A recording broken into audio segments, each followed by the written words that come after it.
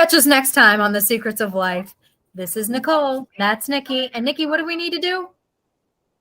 Not invite people in. I mean, no.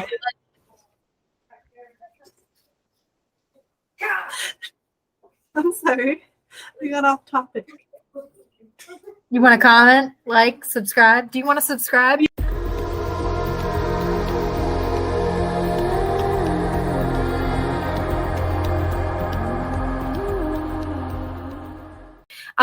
Glitch in the Matrix stories.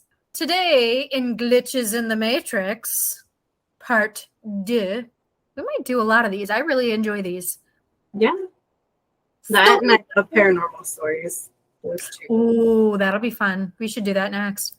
Dude, a road that never a turtle incident. I have morbid curiosity. I'm sorry. The turtle incident? The turtle incident. I'm sorry. Woo. On December 28th of 2019, I was moving into a new house with my now husband. We put our 2 pet turtles in the sink. So we could set up their tank and whatnot. And by the time we were done, one of the turtles disappeared.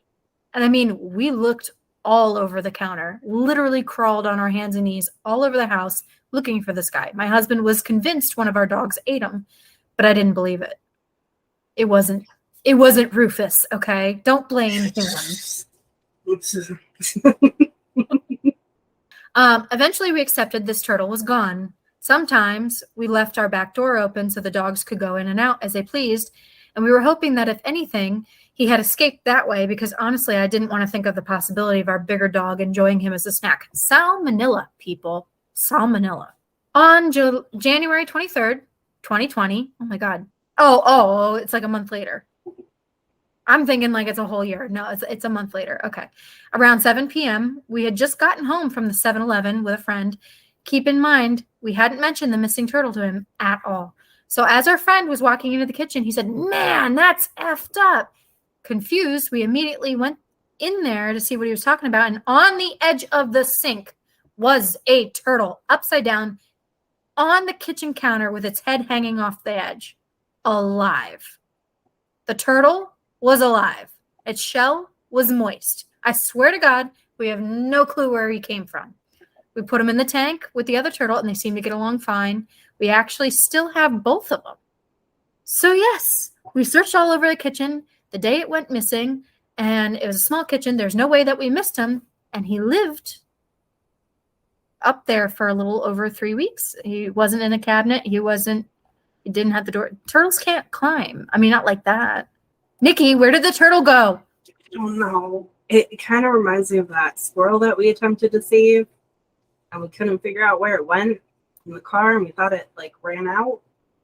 And then like 3 days later, I put food and water in there. So like in case it was still in the car. But we checked every crevice of the car that we thought was possible.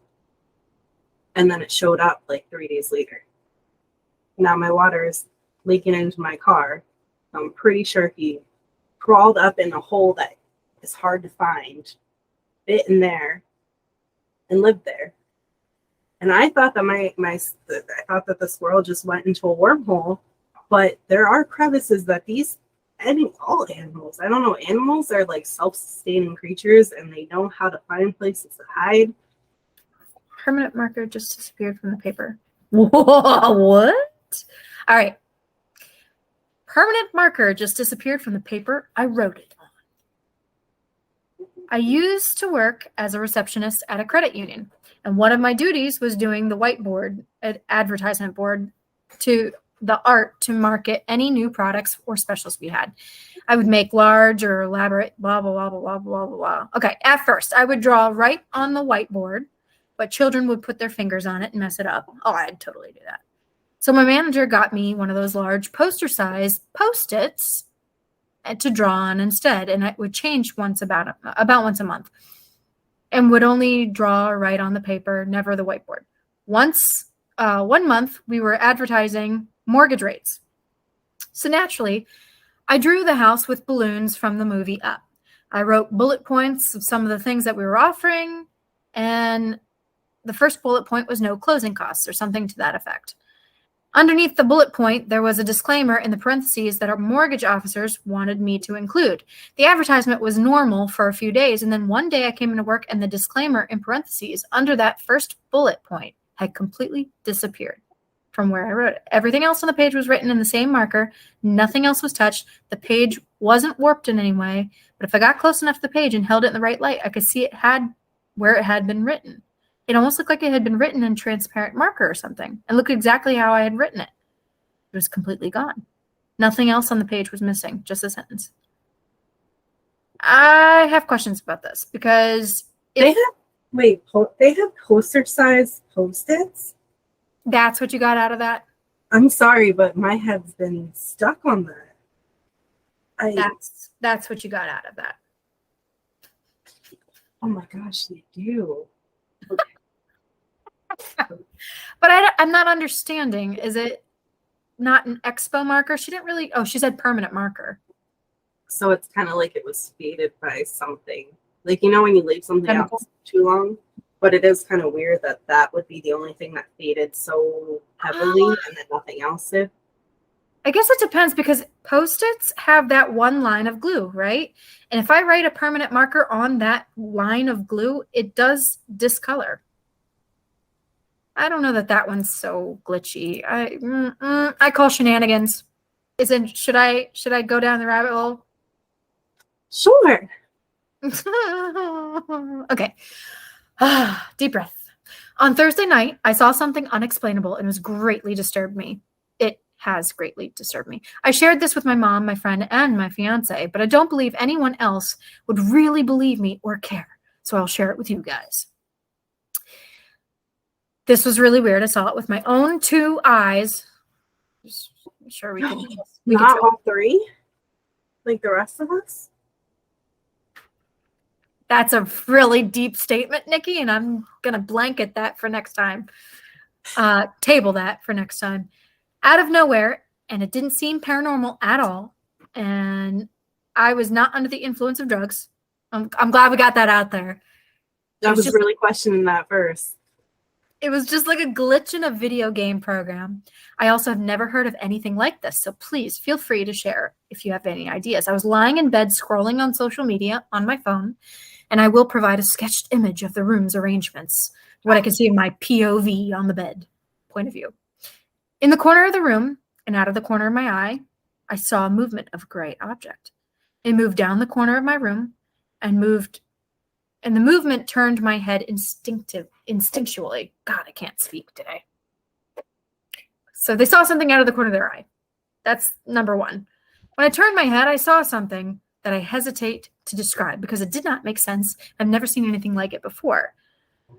Think Lovecraftian, Confucian, and Disorian. That's the one thing I haven't gotten into is Lovecraft and his work. So I don't know too much about it, but I know that there's a lot of like beasts and monsters, I think, in that. Oh, okay. It's like a gray smudge out of the fabric of reality. It moved like an orb. It was weightless and in the space between my bed and my wall, but it was not spherical. It was rather blob-like. It was neither entirely translucent nor entirely opaque. So it's not transparent. That's... No. It would be translucent. Yeah, because transparent you can see through. Translucent is halfway between that and opaque. They were wrong.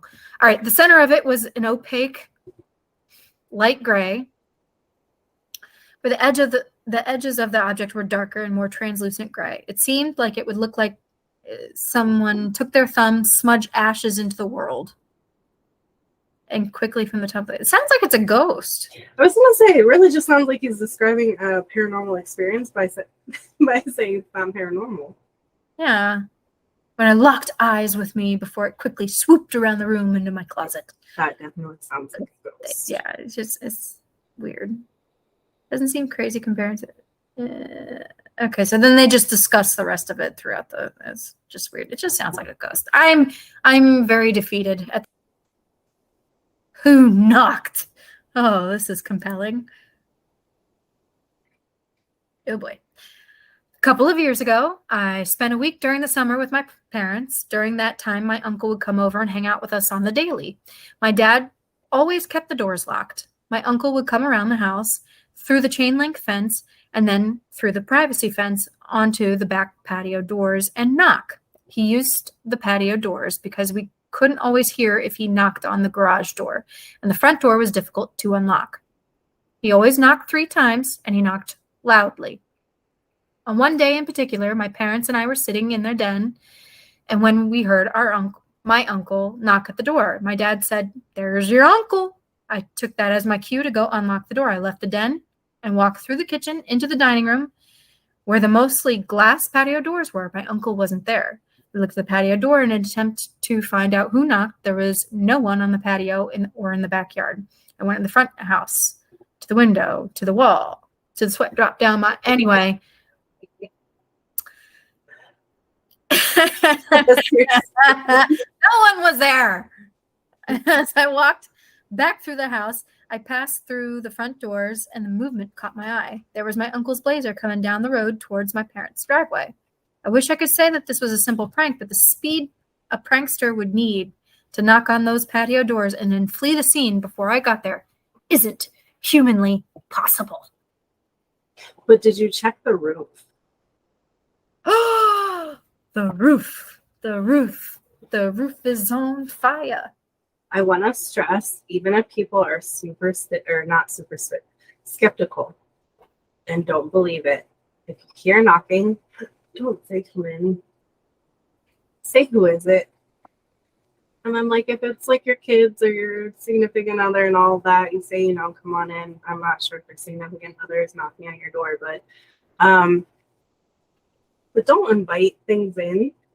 No, absolutely not. Hang on. This is a really good segue into that. No matter how invite things in. This is why can we just do a little PSA here? The Ouija board is not evil. It's a tool. But if you don't know how to use that tool, you shouldn't use it. Yeah. So, Nikki, why do we not invite random things in? Because possessions are real. It doesn't look like, what's that, The Exorcist? But, like, possessions are a thing. And you might notice, like, someone might invite something in, or even if they don't and they just have, drugs, alcohol, all of those things, like to invite things in. And then you might notice that person just starting to slowly get angrier and angrier and angrier, and then speaking out of, not speaking tongues, but saying things that they normally wouldn't, and they start behaving in ways that they normally wouldn't. They are inviting things into their being. Or, I mean, if you want your home, like, infested with things, I guess you can invite, you can. And that's exactly my point, is that when you sit there and invite anything, what do you see in those commercials? They always move it. Are you moving it? No, I'm not moving it. You're moving it. And then they go, is anyone there? That is you inviting anything into that's like opening a door to a bunch of trick-or-treaters and inviting them all into your house. Are they all going to be good eggs? Hell no. They're not all going to be good eggs. So unless you don't know what you're doing, don't do it. Don't open that can of worms. Just don't do it. Even if you're skeptical, like, I think a lot of people that go through spirituality and things like that, they hit that point where they become skeptical again. And then they go into, like, oh, I understand, we're all one, and, like, blah, blah, blah, ghosts are real. But then they go back into skepticism again. And it's just a normal phase. But doesn't matter if you're skeptical, you still don't invite things in. Just nope, absolutely not. Thank you for coming to our TED Talk. Yes. And that's the glitches in the Matrix. If you have a story to tell us in the comments below. Make sure you like and subscribe. See you next time. Nice messages would be nice. Tell us what you enjoy doing. Especially awkward. We'll talk next of the time. Cut. Next one.